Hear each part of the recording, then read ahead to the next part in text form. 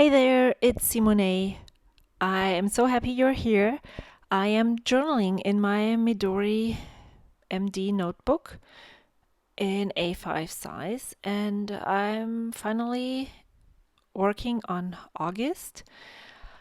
And when you see this, August is already done, but I'm actually not that far behind. I filmed this video on August 17th, but I'm really happy to have already pre-filmed so many journaling snippets just because I like sharing them, and when I have them in store, I know that you will be able to see one like every week.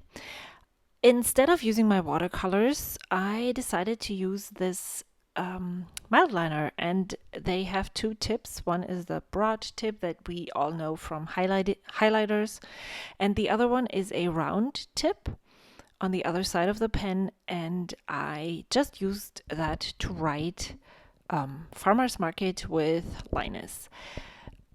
I think I picked that color because I felt like it went really well with the color that was already on the page. I really enjoy staying in a similar color scheme for one page, and since there was green on the, or teal turquoise on the top of the page, the mild liner really went well. And it was less messy, even though I actually pulled out my watercolor and everything was already next to me. What I also really like about not using watercolors is that I can actually outline my titles right away, because I don't need to wait until it's dry because it would smudge otherwise. I am actually really tempted to purchase a whole colorful set of gel pens, but then I'm not, because this one just for some reason wouldn't write well. It felt like it was running out of ink, but there's so much ink still in the barrel, so I don't really know what's happening here. But that's something that I just don't like about those gel pens. I used to have this problem all the time, and I felt like I was doing something wrong maybe, and then I didn't have it anymore. And now it kind of feels like it's starting again. I have to admit, I haven't used my colored gel pens in a long time, so maybe that's the reason why. Do they dry out? If you have an idea, leave a comment below.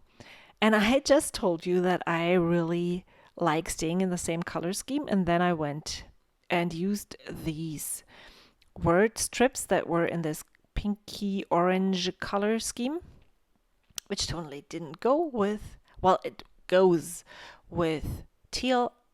That's at least what I feel, but it's definitely not teal. And then I'm just plunking down some stickers. I have this pouch envelope thing that I received maybe 2 years ago from Pipsticks, and I just put in an assortment of stickers that I have in my stash. I really enjoy limiting my palette that I use for journaling, just because it's not as overwhelming. And here I decided to not put it back on the sheet, to just stick it on a free page and start a new page with this washi tape. I like limiting my choices because it's so much easier to decide, but then I don't want to only use those. So after I was done journaling right here, I actually went through everything, decided if I was going to put it back into my stash or if I would just give it away. And then I picked out some new things, and I probably will share those not share in showing, but they will be there when I film my next journaling video. I also swapped out my stamps.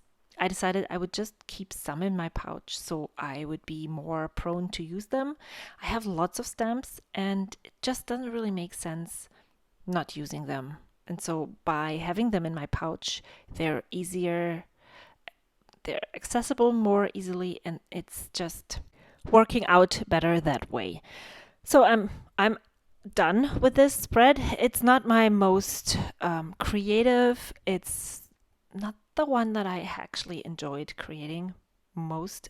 I guess I wasn't able to convey the feeling that I had about this day as I wanted to, and that was what annoyed me, and that's why this looks so uninspired. But there are days like that, and we just have to live with those, right? I hope to see you soon. There's more videos on screen right now if you want to keep on watching. Follow me on Instagram and subscribe to my channel, and I'll see you next week. Until then, bye.